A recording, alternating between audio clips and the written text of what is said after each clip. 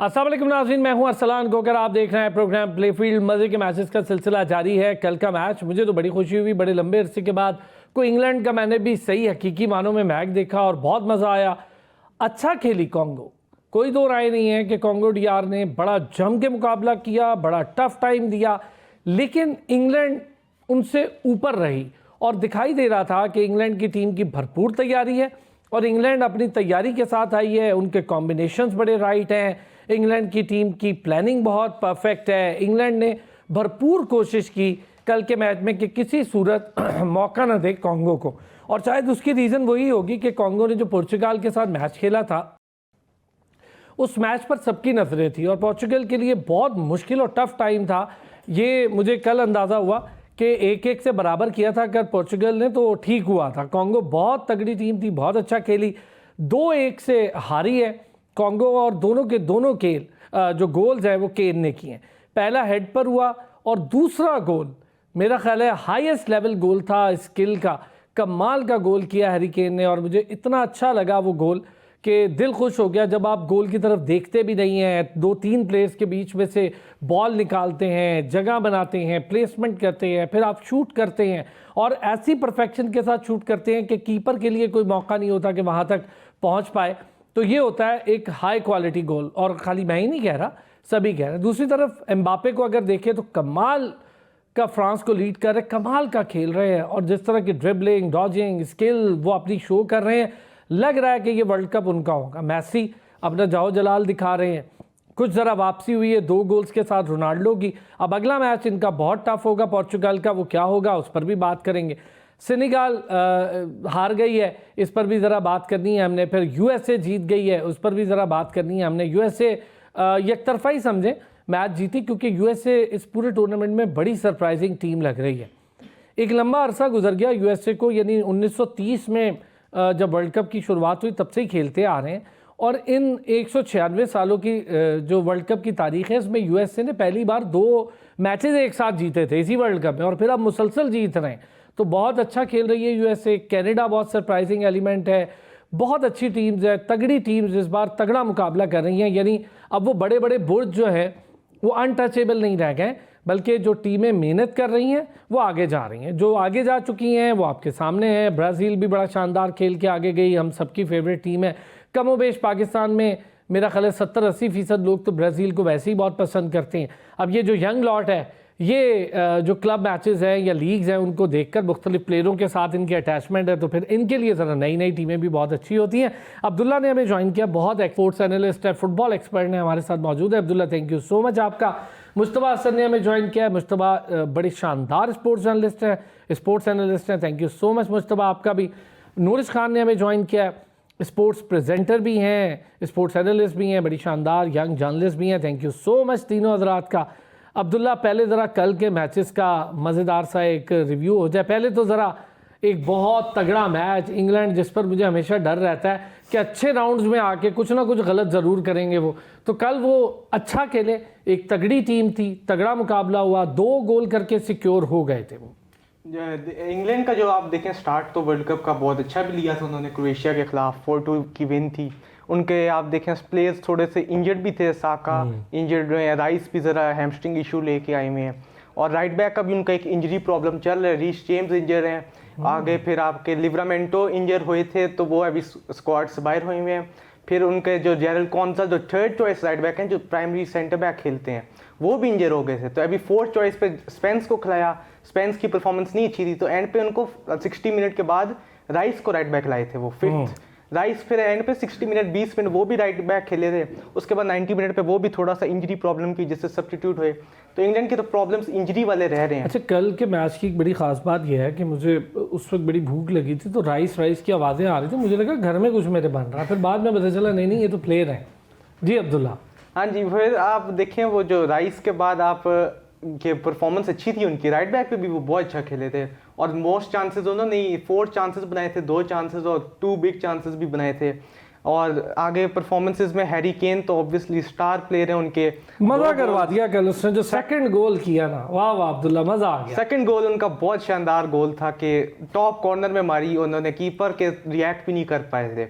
फिर आपके जो प्लेयर्स आए थे बेंच से, जब इंग्लैंड हार रही थी आपने देखा होगा कि 60 मिनट के बाद एजे और साका को लाए थे ये, और गॉर्डन ने गेम चेंज की थी, 2 असिस्ट ली थी उन्होंने। और फिर साका और एजे भी देखें तो आर्सेनल के प्लेयर्स हैं जो प्रीमियर लीग जीते हैं। टॉमस ट्यूशल से आपने प्रेस कॉन्फ्रेंस में देखा होगा, उन्होंने कहा था कि मैं आर्सेनल के प्लेयर्स इसलिए लाया हूँ कि ये प्रीमियर लीग जीत के अभी रिसेंटली आए हैं, इनके पास एक्सपीरियंस है कि ये हमें ट्रॉफी पे लीड कर सकें।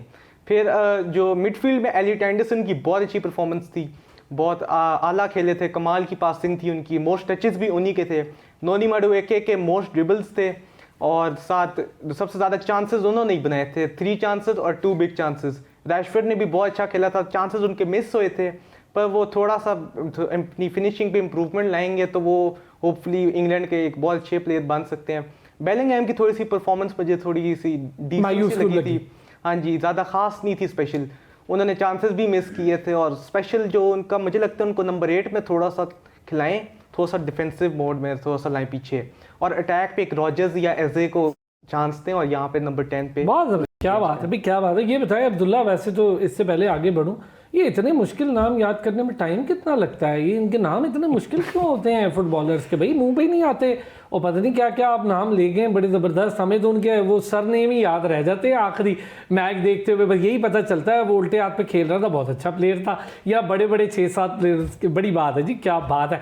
अच्छा मुश्तबा, मैच कल का आपने भी देखा इंग्लैंड का, और फिर बाकी मैचेस का भी ज़रा रिव्यू स्टार्ट करेंगे, लेकिन पहले इंग्लैंड वाला बात, बड़ा मज़े का मैच हुआ। अच्छी चीज़ ये थी कि 2 तगड़ी टीमों का मुकाबला हुआ, ऐसे नहीं हो गया कि कांगो भी बस हाथ छोड़ के बैठ गई, 3-0 से हार गई, नहीं, उन्होंने भरपूर मुकाबला किया, 1 पर 1 गोल चढ़ा हुआ था। वाकई ठीक कहा अब्दुल्ला ने एक चीज़ कि एक टाइम था इंग्लैंड को ज़रा बैकफुट पे भी ले गए, वो थोड़ा तेज़ खेलना शुरू हो गए, उनकी बॉडी डॉजिंग बहुत ज़बरदस्त है कांगो की, उनका कीपर बहुत ज़बरदस्त है। जी बहुत शुक्रिया अरसलान भाई। मेरे ख्याल से अगर हम बात करते हैं कल के मैच की, तो ये नहीं है कि इंग्लैंड ने बिल्कुल एकतरफा मैच जीता। अगर हम स्टैट्स को देखें ज़रा, तो बॉल जो पोजीशन था वो 52% जो था वो कांगो का था, 48% इंग्लैंड का था। उसके बावजूद जो गोल्स थे वो इंग्लैंड के ज़्यादा थे, क्योंकि उनकी पास एक्यूरेसी जो थी वो 97% अकॉर्डिंग टू द स्टैट्स थी, जबकि कांगो की अगर देखी जाए तो वो 85% आ रही है। तो ये सारी चीज़ें अगर कंपेयर करें तो इस पूरे वर्ल्ड कप को अभी आप पूरा स्टार्ट से अब तक जितने भी मैचेस हुए उनको देखें, तो आपकी जो छोटी टीम्स हैं जो जिनको आप हाई रेट नहीं करते थे, जैसे हम जर्मनी, नेदरलैंड्स, इटली या ब्राज़ील, हमेशा से ये कहते हैं कि ये टीमें आगे आएंगी। इस दफ़ा उल्टा हो रहा है। इस दफ़ा ईरान ने देखे पूरा वर्ल्ड कप खेला, एक भी मैच नहीं आ रहा, उसके बावजूद वो वर्ल्ड कप से तो बाहर हो गए, लेकिन बगैर मैच हारे 12 हुए, तीनों मैच उन्होंने ड्रॉ किए, और फिर एक वो कंट्रोवर्शियल ऑफसाइड जो हुआ उसके बाद वो वर्ल्ड कप से बाहर हो गए। फिर हमने देखा कि कनाडा सरप्राइजिंग एलिमेंट था हमारे लिए। फिर दूसरी टीमें जो है, छोटी टीमें, जिस तरह पैराग्वे जिस तरह उन्होंने मैच जीता अपना जर्मनी के खिलाफ, फिर नेदरलैंड को जिस तरह हराया मोरक्को ने, ये सारी चीज़ें जब देखते हैं तो लगता है कि इस दफ़ा जो आलमी चैंपियन है वो कोई नई टीम नज़र आ रही है। कि मुझे नहीं लगता कि ब्राज़ील या वापस हुई इटली या कोई अर्जेंटीना वगैरह वापस, इंग्लैंड ही ना बन जाए वो भी कभी नहीं बने, मज़ा आ जाएगा अगर ऐसे हो गया। देखिए ये यूएसए भी बड़ा अच्छा खेल रहा है, इंग्लैंड भी बड़ा अच्छा खेल रहा है, लेकिन यूएसए की मैं बात अगर थोड़े फैक्ट्स एंड फिगर देखें तो पहले जो 11 वर्ल्ड कप हुए थे उनमें से 5 होस्ट कंट्रीज ने जीते थे, लेकिन जो पिछले 11 वर्ल्ड कप हुए उनमें सिर्फ एक होस्ट कंट्री ने वर्ल्ड कप जीता है। तो ये स्टैट जो है वो इनके खिलाफ जा रहा है, वरना उसके अलावा यूएसए की ओवरऑल परफॉर्मेंस जो है वो काफ़ी डिफरेंट नज़र आ रही है। पिछले जैसे आपने बताया 1930 से खेलते आ रहे हैं, लेकिन अब जो वर्ल्ड कप है इसमें थोड़ी मुख्तलिफ टीम नज़र आ रही है। हम हमेशा देखते थे जैसे क्रिकेट में होता है ना, ऑस्ट्रेलिया डोमिनेट करता है, फिर अब दौर आ गया इंडिया का दौर आ गया, world cup champions trophy India जीत रहा है, तो वो अब दौर फुटबॉल में भी चेंज हो रहा है, शफल हो रहा है। ब्राज़ील से अब दूसरी टीमों की तरफ जाएगा। पहले हमने देखा जर्मनी परफॉर्म करता था, वो वर्ल्ड कप जीता, फिर फ्रांस आ गया। अब देखें छोटी टीमें जो है वो मेहनत करके ऊपर आ रही हैं। 193 यूएन के मुल्क है, 208 मुल्कों में वर्ल्ड कप देखा जाता है। तो जिस तरह ये बढ़ता जा रहा है, फैन फॉलोइंग बढ़ती जा रही है, फुटबॉल को लोग देखते हैं। इवन हम ज़्यादा दूर ना जाए तो पाकिस्तान में लियारी में चले जाएं, फुटबॉल हमारी किसी भी वर्ल्ड कप में आज तक हम नहीं खेले, लेकिन लियारी में ऐसा लगता है कि जैसे फुटबॉल वर्ल्ड कप जो है लियारी में हो रहा है इस वक्त। वहाँ पर इतना फ़ैन फॉलोइंग हो, जैसे बिल्कुल सही कहा आपने, ब्राज़ील को बहुत फ़ैन फॉलोइंग हासिल है, और जो हमारे पुराने जो क्रिकेट फुटबॉल एक्सपर्ट हैं या जितने भी स्पोर्ट्स लवर हैं वो हमेशा से ब्राज़ील, अर्जेंटीना और फ्रांस को सपोर्ट करते आ रहे हैं। लेकिन अब चेंज हो रहा है। अब यूथ जो हमारी, ये जो नए लड़के आ रहे हैं, हमारे नए फुटबॉल फैंस आ रहे हैं, वो मैनचेस्टर यूनाइटेड, बार्सिलोना, इन सबको देखते देखते पता नहीं कौन कौन से नाम कहाँ के हमें बताते हैं। एग्जैक्टली अब्दुल्ला के नाम सुन के मैं भी यही कह रहा हूँ कि यार हमें भी फुटबॉल को, जिस हम क्रिकेट के तो हमें भी सारों को पता हो, लेकिन फुटबॉल में हमें एक अरसा हो गया देखते हुए, लेकिन नाम नहीं याद रहते क्योंकि उनके नाम इतने डिफरेंट है। हमें तो वही मेसी याद है, रोनाल्डो याद है, वही याद है, अब ये केन याद है, बड़ा मुश्किल हो जाएगा हमारे लिए ये नए नाम याद करना। ये 5 साल बाद एक वर्ल्ड कप आता है, उसमें फिर याद करते हैं, फिर 5 साल बाद हम भूल चुके थे कौन क्या था। लेकिन बड़ी अच्छी चीज़ है कि हमारे जो यंग लड़के हैं, जो पाकिस्तान में इसका बड़ा टैलेंट है और पाकिस्तान में लोग बड़े क्लोजली फॉलो करते हैं, इतना क्रिकेट को फॉलो नहीं करते। आज आपसे बात करूंगा मुस्तफा, चलें अगर ये बात चल निकली है तो हम थोड़ा सा अपना चैप्टर भी बहाल कर लेंगे। नूरिश, कल का मैच जी, इंग्लैंड का मैच, पहले ज़रा उस पर बात करेंगे, यूएसए का फिर बाद में बात करेंगे। पहले इंग्लैंड, बड़ा अच्छा मैच रहा और मैच तगड़ा रहा, मज़ा आया मुझे, मतलब 90 मिनट्स के मैच में बहुत मज़ा आया। और हम कोई रेफरी के लिए भी ऐसा मसला नहीं था कि कोई चीज़ बहुत बड़ा फाउल हो जाए, कोई ऐसा लग जाए कि ये थोड़ी ज़्यादती हो गई, वो हो गया। बराबरी की गेम थी, पर वो हैरी केन वाकई में एक फ़र्क थे। एब्सोल्युटली, बिल्कुल आपने सही कहा। और जिस तरह से आपने स्टार्ट में कहा था कि कॉन्गो ऐसी टीम है कि जो पोर्टुगल ने जब उनके अगेंस्ट इक्वलाइज किया था तो वाकई बहुत जो है ना बड़ी बात थी, क्योंकि कॉन्गो ऐसी टीम थी, एक अच्छा कॉन्टेस्ट में एंटिसिपेट इसलिए करी थी क्योंकि इंग्लैंड के साथ इशू जो मुझे पिछले कुछ मैचेस में दिख रहा है, पहले मैच जो उन्होंने फर्स्ट मैच खेला था उसके बाद से जो एक ग्रिप आया था, वो मुझे ये दिख रहा था कि वो टीम जो है ना प्रॉपर मतलब थोड़ा सा मुझे लगता है इमोशनल एलिमेंट उनका ज्यादा आ रहा है खेलने के टाइम पे, मतलब उसको थिंक थ्रू नहीं कर पाया। लेकिन कल इंग्लैंड ने जिस तरीके से प्रॉपरली जो है ना गेम अवेयरनेस उनको ऑन स्पॉट थी, और जिस तरीके से हैरी केन ने स्टेप अप किया, उन्होंने प्रूव किया कि वाकई उनको क्यों स्टार कहा जाता है, क्यों उनको किंग का जो है ना एक जो लकब दिया जाता है वो क्यों दिया जाता है। उन्होंने स्टेप अप किया और दोनों गोल्स बहुत अच्छे। उन्होंने पहला तो हेडर था जिसके वजह से वो मशहूर भी हैं हेडर्स से गोल करने के लिए। अच्छा, उसमें भी एक ट्रिक थी, मैं चाहूंगा, आप तीनों एक्सपर्ट हैं। एक चीज नूरिश, जब आप कॉन्गो के कीपर की परफॉर्मेंस देख रही हैं, जितनी स्पीडी या इलेक्ट्रीफाइंग शूट्स उनकी तरफ आती हैं वो उसको रोकने की बड़ी महारत रखते हैं। और वो जो केन ने हेड किया उसमें डॉज किया, थोड़ा स्लो थी बॉल, उनकी पेस से कीपर जल्दी गिर गए और बॉल निकल गई। बड़ा अच्छे तरीके से उन्होंने जज किया इसको। ये बहुत आपने अच्छा पॉइंट रेस किया, मुझ पर आई रही थी। हैरी केन जो है, आप जितने भी स्टार्स हैरी केन के अलावा भी अगर मैं देखूं, मैं यहाँ पे एर्लिंग हालैंड का थोड़ा जिक्र करना चाहूंगी, उससे जो है ना इसको रिलेट करना चाहूंगी। एर्लिंग हालैंड का अगर आपने गेम देखा तो एर्लिंग हालैंड भी जिस तरीके से गोल करते हैं वो यही करते हैं, बहुत जो है ना एक टेक्स्ट बुक फॉरवर्ड प्ले। उन्होंने जो लास्ट नॉर्वे का मैच हुआ था जिसमें वो राउंड ऑफ 16 में नॉर्वे गई है, उसमें जिस तरीके से उन्होंने वो गोल किया था बिल्कुल एंड में जिससे टीम को जिताया था, दैट वाज बहुत ज्यादा एकदम से उन्होंने स्प्रिंट नहीं किया बल्कि वेलोसिटी को स्लो डाउन किया। और कीपर जब एक्सपेक्ट कर रहा था कि बॉल तेजी से मेरी तरफ आएगी तो उन्होंने हल्का सा ऐसे पुश किया बॉल को और वो जाके गोल पे गई। और मतलब ये आपका होता है कि आप अगले की माइंड रीडिंग काइंड ऑफ करो, लिटरली तो नहीं लेकिन फिगरेटिवली कह रही हूँ। हैरी केन ने भी कल ये किया, ऑल्दो उन्होंने बिल्कुल एर्लिंग हालैंड वाला नहीं किया था, लेकिन उनकी जिस तरीके से उन्होंने बॉल को किक किया था, वो जिस तरीके से गोल करने की कोशिश की थी, that was high velocity ball, लेकिन इतनी मतलब वेलोसिटी के साथ उन्होंने शायद इतना प्ले ना किया हो, लेकिन कीपर के माइंडसेट को जरूर उन्होंने डॉच किया था। और ये एक बहुत अच्छा आर्ट होता है और ये उन्हीं के पास हो सकता है जिनको स्टार्ट कहा जाता है, जिन्होंने एक्चुअली में जो है ना अच्छी फुटबॉल खेली और ऐसी सिचुएशन से बहुत इजीली नेविगेट किया हो। और हैरी केन इसी वजह से मशहूर है। जिस तरह आपने बिल्कुल बात की दूसरे गोल की, वो बिल्कुल भी एक ऑर्डिनरी गोल नहीं था और उसको कोई भी ऐसा नहीं बोल सकता कि वो आसान गोल था। एक तो पहले गैप तलाश करना, फिर उसके साथ साथ डॉच करना बॉल को, और सबसे इम्पोर्टेंट कि अगली टीम को डिल्यूजन में डालना, ये बड़ा जरूरी होता है। और ये तीनों डोमेन्स हैरी केन ने बहुत जबरदस्त अंदाज में कल जो है एग्जीक्यूट किया। अच्छा, डिफेंडर ने भी बड़ा अच्छा साथ दिया नूरिश। मैं देख रहा था कि राइट लेफ्ट अगर एक खिलाड़ी बहुत बड़ा प्लेयर है और नो डाउट वो लग ही रहा, मैंने हैरी केन की कल अगर गेम देखूं वो प्रोमिनेंट लग रहे थे, सारे खिलाड़ी 22 के 22 खिलाड़ियों में एक प्रोमिनेंट लग रहे थे। बाकी खिलाड़ी अगर उनको सपोर्ट कर रहे थे तो उसने उस सपोर्ट को कैपिटलाइज किया है, उसने छोड़ा नहीं है उसको। बिल्कुल ऐसे ही। और देखिए यही चीज होती है जब आप ऐसे टीम, और इसमें मैं कहूंगी कि उस दिन आपके शो पे हम बात कर रहे थे इंग्लैंड के कोच की, हमने बड़ी बात की थी।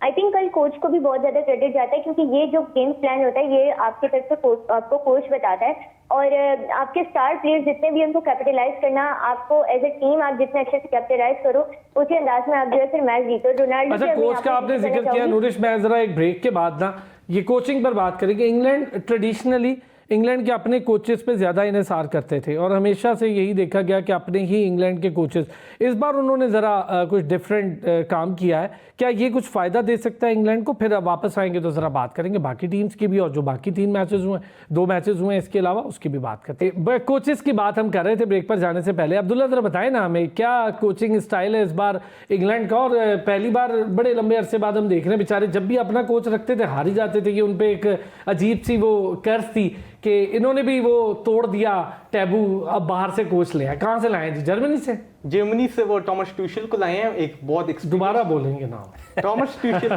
थोड़ा सा आहिस्ता करके। Thank you Abdullah ji. Thomas Tuchel को लाए हैं, वो जर्मनी से एक्स चेल्सी मैनेजर भी रहे हैं, बायर्न का भी मैनेजर रहे हैं। अच्छा, चेल्सी के साथ भी? हाँ जी, बुंडेसलीगा जीते थे बायर्न म्यूनिख के साथ, चैंपियंस लीग भी जीते हुए हैं, तो काफ़ी एक्सपीरियंस कोच हैं।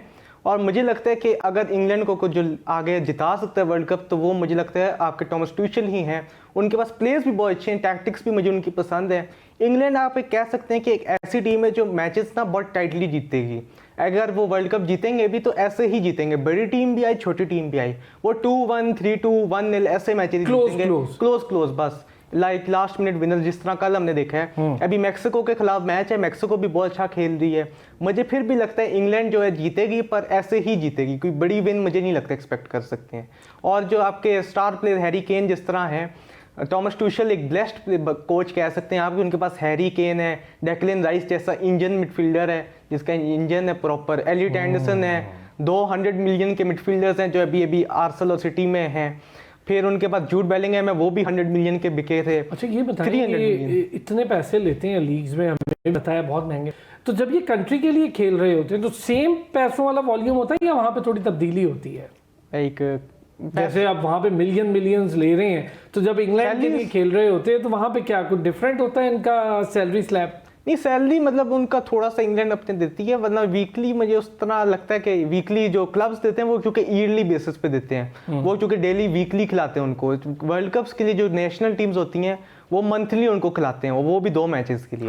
तो इनका थोड़ा सा मुझे लगता है नेशनल टीम सैलरी कम होती है, पर फिर भी जो प्लेयर्स होते हैं वो नेशनल टीम को हमेशा अपने मुल्क को आगे लेके जाना चाहते हैं, तो इसलिए मुझे लगता है कि सैलरी थोड़ी सी कम ही है वहाँ पे। अच्छा, हमारे यहाँ तो बहुत है भाई क्रिकेट में। अच्छा मुश्तबा, कोचिंग जरा आप बड़ा एक मजे का फैक्ट ही हमारे साथ शेयर करते हैं, और इंग्लैंड का भी यही है, जब भी इंग्लैंड का अपना कोच रहा है तो कभी भी नहीं जीत पाए वो सबके। इस बार इन्होंने सोचा ही मेरा ख्याल यही है जैसा अभी अब्दुल्ला ने बताया। अरसलान में मेरे जो स्टैट्स और इन्फॉर्मेशन के मुताबिक हो सकता है ये गलत हो, लेकिन इसमें यह है कि अभी तक कोई फॉरेनर कोच जो है किसी भी टीम का उसने वर्ल्ड कप नहीं जितवाया, और कोई एक कोच ऐसा है जिसने कोच जिसने 2 दफ़ा वर्ल्ड कप जीता, इसके अलावा ऐसा कोई कोच नहीं जिसने 2 दफ़ा वर्ल्ड कप भी जीता हो। तो ये बड़े ऐसे स्टैट्स हैं जो अभी जैसे अब्दुल्ला बता देना इंग्लैंड फेवरेट है, तो ये स्टैट्स के मुताबिक तो इंग्लैंड थोड़ा सा मेरे ख्याल से पीछे रह चुका है। जैसे हम बात कर रहे थे USA क्योंकि वो होस्ट है, लेकिन ओवरऑल अगर हम मैच देखें, जिस तरह 75 मिनट तक मैच बराबर था, 1-0 से हारा था इंग्लैंड, और उसके बाद यकदम 11 मिनटों में 2 गोल कर दिए हैरी केन ने। और मेरे ख्याल से यही बड़ी टीमों की निशानी होती है कि जब वो आखिरी लम्हात होते हैं, प्रेशर टाइम होता है, वो डरे नहीं, मुश्किल वक्त होता है, तो उन्होंने गेम को डोमिनेट किया। कॉन्गो पूरा 75 मिनट, यानी कि आप 75 मिनट का मतलब है कि 80% वो गेम जीत रहे थे, और लास्ट 20% जो था वो वहाँ पे आके इंग्लैंड ने कम बैक किया। और हर टीम में एक स्टार प्लेयर होता है, जैसे मेसी हो गया, रोनाल्डो हो गया, केन हो गया अपनी टीम में, मपाबे हो गया, तो ये जो स्टार्स होते हैं ये इन पे डिपेंड करती है टीम अपनी। तो लेकिन मैंने एक चीज़ नोटिस की इस वर्ल्ड कप में, पहले अक्सर ऐसा होता था कि वर्ल्ड कप में मुश्तबा स्टार प्लेयर्स ना, कोई इक्का दुक्का टीम के स्टार प्लेयर्स बस भी हो जाते थे, उनकी कोई परफॉर्मेंस कभी नहीं भी। इधर आप देखेंगे हैरी केन भी परफॉर्म कर रहा है, रोनाल्डो भी वापस आ गया अपनी फॉर्म में, उसने भी एक बड़ा ज़बरदस्त मैच जितवा दिया है। मैसी तो कर ही रहा है, दोनों मैचेस उसके दम पे वो जीतते हुए आ रहे थे। और फिर केन बहुत अच्छा है, एम्बापे बड़ा कमाल का, एर्लिंग हॉलैंड बहुत अच्छी परफॉर्मेंस दे रहा है। ये जितने भी हर टीम के जितने भी नामवर प्लेयर, जैसे मैसी अब 39+ ईयर्स के हो चुके हैं, लेकिन जो उनकी फिटनेस है हमारी क्रिकेट से अगर उनको कंपेयर करें, हमारे 32 साल के बाद पेस होती है वो 120-30 पे आ जाती है, क्या हो जी उम्र 30+ हो गई है। दूसरी तरफ अगर हम इसको कंपेयर करें मैसी से, जिस तरह उनकी फिटनेस है, जिस तरह उनका रन है, बॉल के साथ लेके चलना, फिर सारा फिटनेस, आपको पता है सिर्फ भागना नहीं होता, डॉचिंग है, फिजिकल, आपका फिजिकल फिटनेस बड़ा मैटर करती है फुटबॉल में। हैट्स ऑफ टू मैसी के अभी तक वो 39+ हो गए, और अभी तक जिस तरह वो खेल रहे हैं लगता ही नहीं कि वो 39 है, वो तो ऐसे जैसे यंगस्टर्स आजकल के फुटबॉल नए लड़के हैं वो खेल रहे हैं। रोनाल्डो की बात करें, वो भी काफ़ी अच्छी जो उनकी फिटनेस है नज़र आती है। तो ओवरऑल देखा जाए तो जितने भी स्टार प्लेयर्स हैं आपके, जिन पे हम ज़्यादा डिपेंड करते हैं, जिनको कहते हैं इंटरनेशनल बड़ा फेम मिला हुआ है, जिनके डिपेंड करते हैं पूरी टीम या पूरा नेशन जिन पे फुटबॉल में, क्योंकि 5 साल बाद वर्ल्ड कप आता है और ये एक जंग होती है पूरी फुटबॉल की। ऐसा जहाँ जैसे आपने देखा पैराग्वे मैच जीता है, वहाँ पे एक दिन की जश्न में छुट्टी दे दी है। तो ये इतनी बड़ी जीत है उनके लिए। मोरक्को के लिए जीत देखे कितनी बड़ी है। फिर ईरान ने जिस तरह वर्ल्ड कप से बाहर हुआ और फिर जैसे उसके कप्तान ने आके माजरत की अपनी आवाम से कि हम खुशी देना चाहते हैं, लेकिन देखा जाए तो बड़ा जज्बाती गेम है फुटबॉल। क्रिकेट हम चाहते कि मैं वर्ल्ड कप हुआ, शुरू हुआ, ख़त्म हुआ, पता नहीं लगता, टीम जीत गई, या ऑस्ट्रेलिया जीतेगी या इंडिया जीतेगी या इंग्लैंड। लेकिन फुटबॉल एक ऐसी चीज़ है, 48 टीमें इस वर्ल्ड कप में, तो 48 टीमें एक बहुत बड़ा मतलब आप कह रहे हैं दुनिया आधी से ज़्यादा दुनिया इस वक्त वर्ल्ड कप देख रही है, तो बड़ा मेरे ख्याल से फुटबॉल के लिए बड़ी अच्छी चीज़ है और सबसे अच्छी चीज़ है हमारी गेम भी नहीं है, रात भर जाके आप सारे देख रहे हैं। बिल्कुल ऐसे ही लयारी में आप देखें तो लगता है कि वहाँ पे मैच हो रहा है। सही बात है, वहाँ तो एक अलग ही जश्न हो रहा है। कोचिंग की बात हो रही थी, नूरिश आप कुछ कहना चाह रही थी, मैंने अब्दुल्ला से इसलिए सवाल कर लिया, मैंने कहा जरा मैं भी ये मुश्किल नाम सीख के फिर आपसे इस पर बात कर लूंगा। नहीं, वो हमें भी काफी अच्छी इंसाइटफुल कन्वर्सेशन हो गई। कोचिंग के हवाले से मैं ये कह रही थी कि देखें इस वर्ल्ड कप में अगर मैं थोड़ा समराइज इसको करना चाहूँ तो आई थिंक एक डिलेमा जो बड़ी टीम जिनके बाद एक्सपेक्ट किया जा रहा था कि वो राउंड ऑफ 32 में जाएंगी बट नहीं जा पाई, तो उनके साथ आई थिंक एक डिलेमा ये हुआ है कि जो स्ट्रॉन्ग टीम थी उनकी कोचिंग वीक है और जो 20 टीम्स हैं उनकी कोचिंग स्ट्रॉन्ग है। अगर आप इसको देखें तो जो 20 टीम्स हैं जिनका एक्सपेक्ट नहीं किया जा रहा था राउंड ऑफ 32 में जाएंगे, येट दे मेड इट, उनका I think the coach had huge role to play in that. अगर मैं पोर्चुगल की बात करूं, पोर्चुगल इसकी सबसे बड़ी एग्जांपल है कि वो इतना क्लिक नहीं कर पा रही क्योंकि उनके कोच उनको। मैं एक चीज अगर आपसे पूछूं नूरिश, पोर्चुगल को लेकर, सॉरी आपकी बात मैंने बीच में काटी है, ये आप सबके लिए सवाल है, आप अब्दुल्ला और मुस्तफा इसको बड़ा अच्छा एलैबोरेट करेंगे। ब्रूनो और रोनाल्डो के दरमियान की जो एक अंडरस्टैंडिंग होती है पासिंग को लेकर, वो कहीं मिसिंग है। अगर वो सेटल डाउन हो जाए तो मुझे लगता है पोर्चुगल के लिए मुश्किलात कम हो जाएंगी। बिल्कुल स्पॉट ऑन बात कही आपने और आई ऑल्सो बिलीव दिस, लेकिन देखिए इसमें अगेन वही बात आती है, ये काम कोच का होता है, गेम प्लान ब्रीफ करना एंड ऑल। कहीं ना कहीं मुझे एक गैप जो पोर्चुगल में नजर आ रहा है वो या तो ये है कि उनके कोच उनको प्रॉपर गेम प्लान गाइड नहीं कर पा रहे, या फिर जो प्लेयर्स हैं वो गेम प्लान से कंप्लाई नहीं कर पा रहे और वो बहुत ज्यादा रोनाल्डो पे ओवर इंडेक्स कर रहे हैं। देखिए जैसे इंग्लैंड है, इंग्लैंड के पास हैरी केन ऐसे स्टार है, हैरी केन को वो प्रॉपरली यूटिलाइज कर रहे हैं क्योंकि वो हैरी केन जब उस वक्त गेम खेल रहा होता है तो वो as a team player team में खेल रहा होता है, उस वक्त कोई स्टार नहीं होता, उस वक्त जूड बेलिंगहम भी स्टार होते हैं, हैरी केन भी स्टार होता है, डेक्लन राइस भी स्टार होता है, उनके सारे जितने भी प्लेयर्स होते हैं वो सारे स्टार्स बन के खेलते हैं। हमने कल अभी रेशफोर्ड की बात कर रहे थे, उसने कल बड़ी एफर्ट की, जब गोल नहीं हुआ था उसकी एफर्ट्स नजर आ रही थी, वो हमले कर रहा था, बेशक मिस हो रहे थे हमले, उनसे एक हेड भी मिस हुआ, 2 उनसे स्ट्रेट गोल्स भी हुए, लेकिन वो कम से कम बहुत एफर्ट कर रहे थे। फिर अभी अब्दुल्ला ने बताया कि राइस भी अपनी इंजरी से अभी निकल रहे हैं और उनको भी ज़रा कम टाइम खेलने को मिला, लेकिन उन्होंने बहुत ज़्यादा गोल के लिए मोमेंट्स बनवा दिए, तो ये चीज़ें बड़ी इंपॉर्टेंट है। और मैं एक चीज़ ज़रा इस पर ऐड करें, जितना सिंपल खेल रहा है ना हैरी केन वो शशके वाली गेम नहीं खेलता, ड्रिबलिंग करना और फैंसी गेम, वो बहुत सिंपल और बेसिक्स पे खेल रहा है। बिल्कुल सही बात की आपने अरसलान भाई, और इसमें कल मैंने बात भी इसमें जो है ना मैं यहाँ पे करना भी चाहूंगी कि no matter what sport is it, आप फुटबॉल देख लें, टेनिस देख लें, आप जितना अपने गेम प्लान को सिंपल रखोगे ना, अननेसेसरीली ओवर कॉम्प्लिकेट नहीं करोगे या अननेसेसरीली डेविएट नहीं करोगे, उतना आपके लिए फायदा होगा। कल सेनेगल को ये चीज बड़ा फायदा दिया। और थोड़ा सा मैं इससे डिबेट करना चाहूंगी लेकिन डेफिनेटली टॉपिक से रिलेटेड है।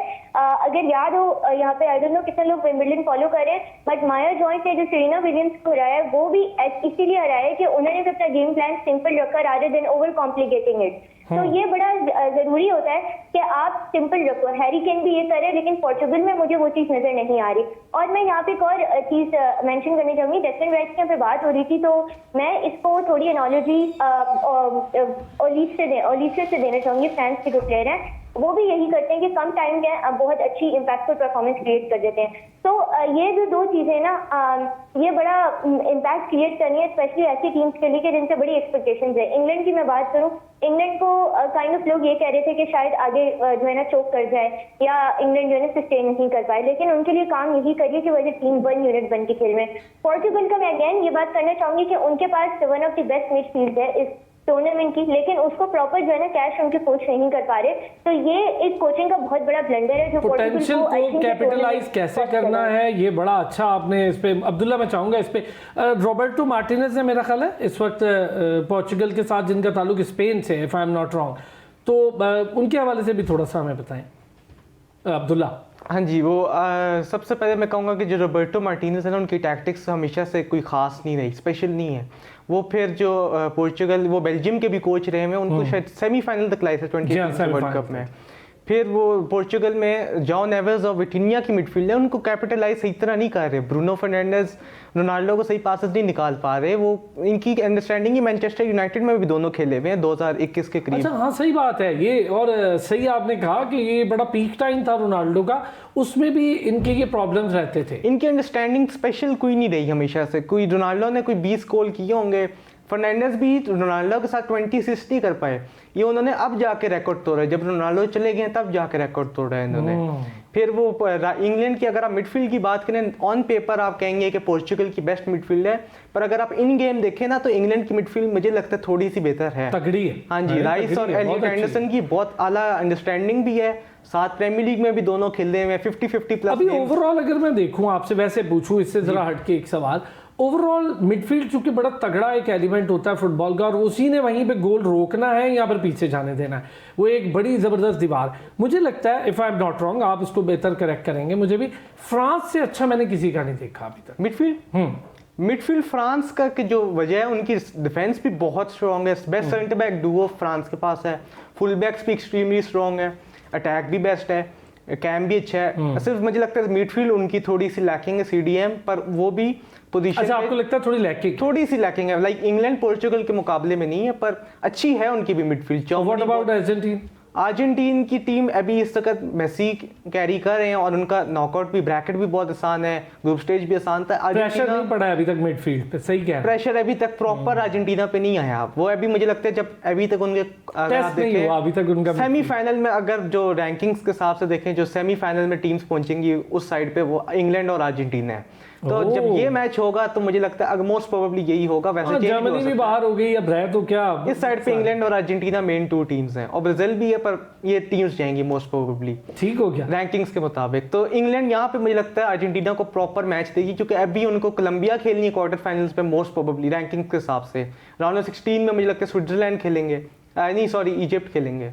तो मुझे लगता है अर्जेंटीना को अभी बहुत सिंपल। हमने बड़ी कम बात की है, थोड़ा सा उसका भी हमें बताएं अब्दुल्ला। इजिप्ट पे चूंकि बात बड़ी कम, सलाह खेल रहे हैं, बड़े शानदार प्लेयर हैं, बड़ा नाम रहा है उनका, पिछले वर्ल्ड कप में तो उनका बड़ा तूती बोल रहा था। उमर मारमाउश मुझे लगता है इजिप्ट के एक स्ट्राइकर हैं जो बहुत टैलेंटेड भी हैं, साला के साथ उनका कॉम्बिनेशन अच्छा है। पर मुझे लगता है इजिप्ट राउंड ऑफ 16 में अर्जेंटीना से, या अभी शायद राउंड ऑफ 32 भी ऑस्ट्रेलिया उनके लिए टफ गेम है। मुझे लगता है यहाँ पे शायद वो जीत जाएं, और राउंड ऑफ 16 में वो अर्जेंटीना के खिलाफ वो बाहर हो जाएंगे। साला क्योंकि आप देखें 36 होंगे, वो अपनी फॉर्म में भी नहीं रही। प्रीमियर लीग में आपने देखा होगा, चैंपियंस लीग में देखा है, प्रॉपर अपनी उस गेम पे नहीं रहे जिस तरह वो लास्ट सीजन पे थे 24-25 के सीजन में। लिवरपूल को लीग भी जिताई थी, वो उस लेवल पे नहीं रहे। एक साल में चेंज हो गया सारा कुछ। ओके, अच्छा मुस्तफा, आपने कि मोरक्को की गेम देखी हो, अशरफ हकीमी गालिबन, if I am not wrong, बहुत अच्छा बड़ा कमाल का खिला। हालांकि उन्होंने एक फील्ड में गोल भी मिस किया, और फिर उसके बाद उनकी पेनल्टी पर भी बड़ा मत, लेकिन वो प्लेयर बहुत अच्छा है। और मोरक्को की टीम में भी मुझे बड़ा स्ट्रेंथ नज़र आ रही है। तो मोरक्को, यूएसए, कनाडा बड़ी शानदार तरीके से आगे बढ़ रही है। तो ज़रा हम यूएसए की भी बात कर लेते हैं, और मोरक्को की भी।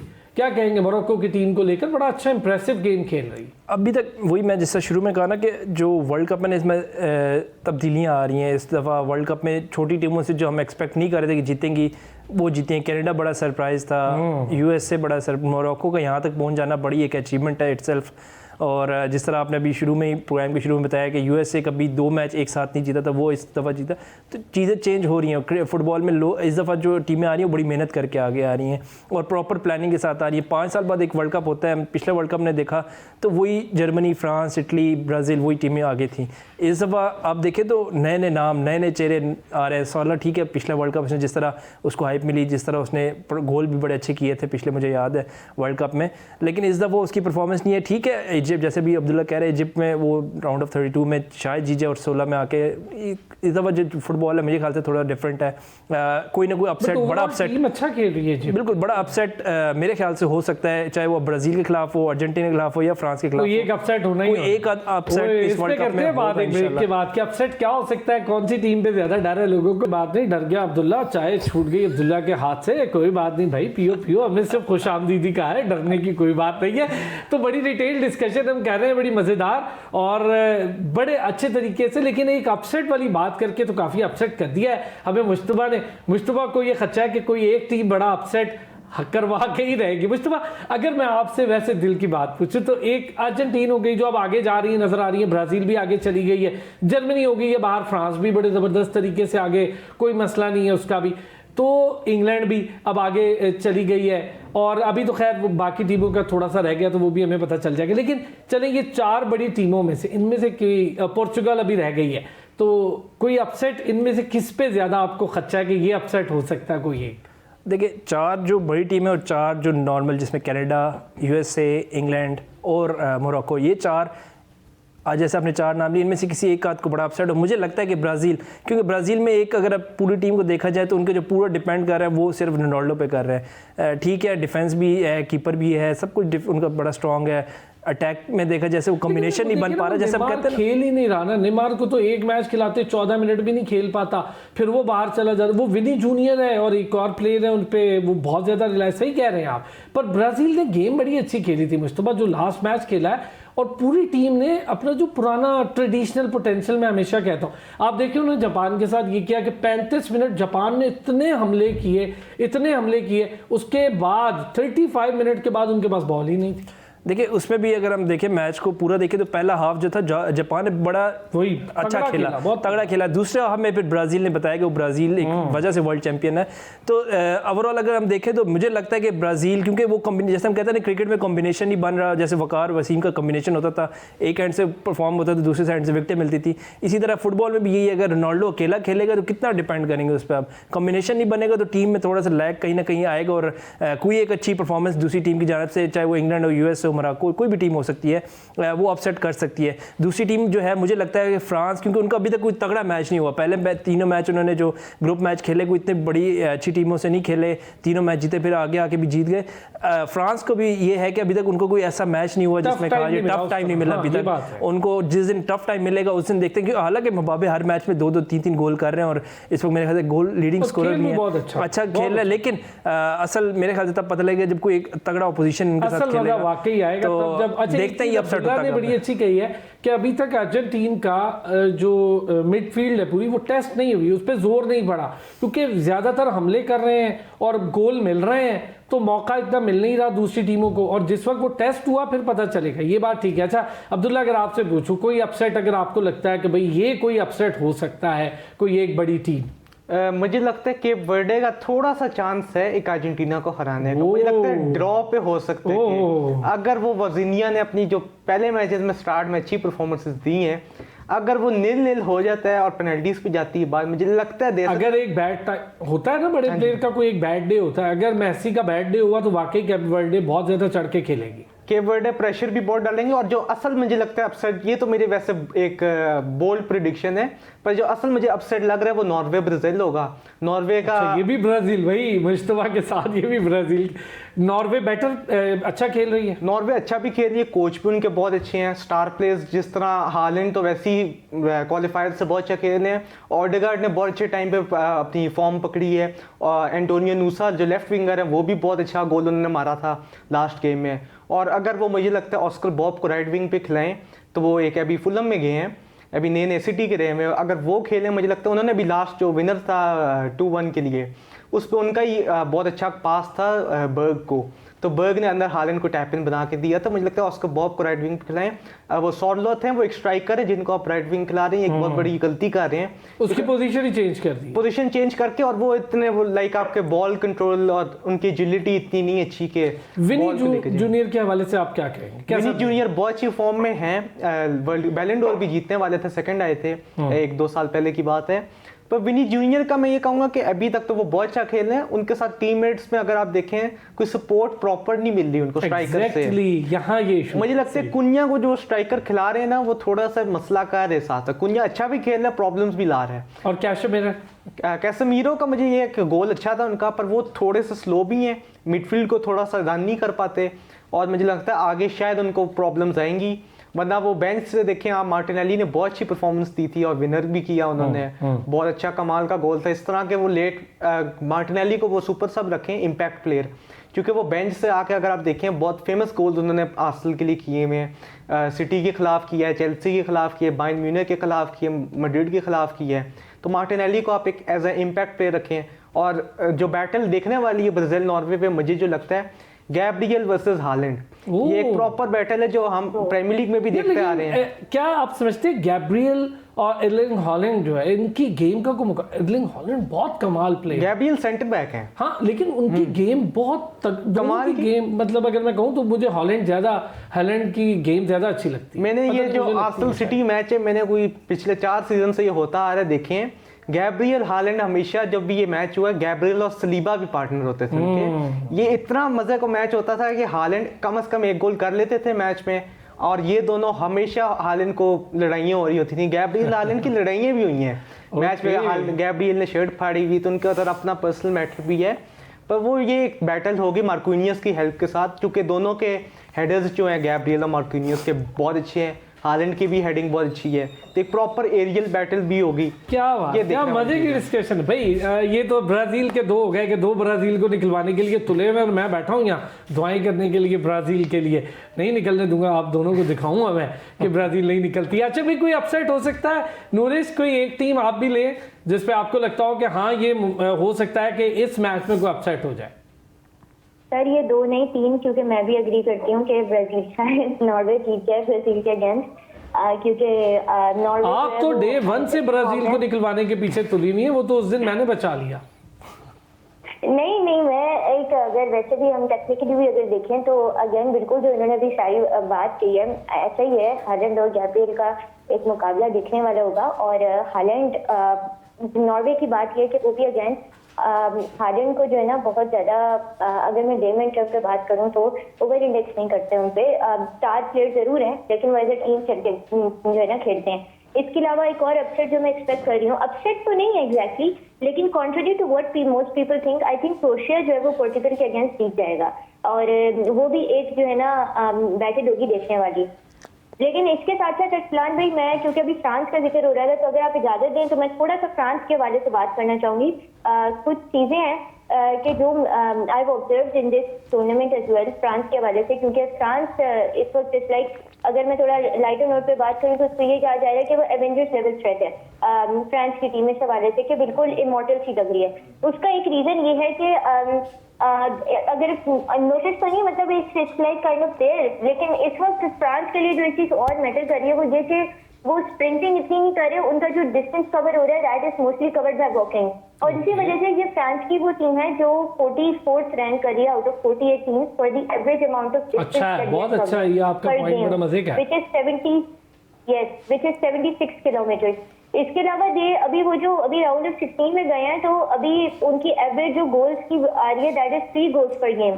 और अगर हम थोड़ा सा इसको देखें ना, तो कंपैरिजन अगर मैं करूं तो मॉर्गन रॉजर ने जो है अभी तक मिनट्स भी आप देखें कितने मिनट्स इन्होंने खेले, इट्स लाइक इसको कहते हैं इम्पैक्टफुल परफॉर्मेंस, के कम पे ज्यादा आप जो है ना इम्पैक्ट क्रिएट करना।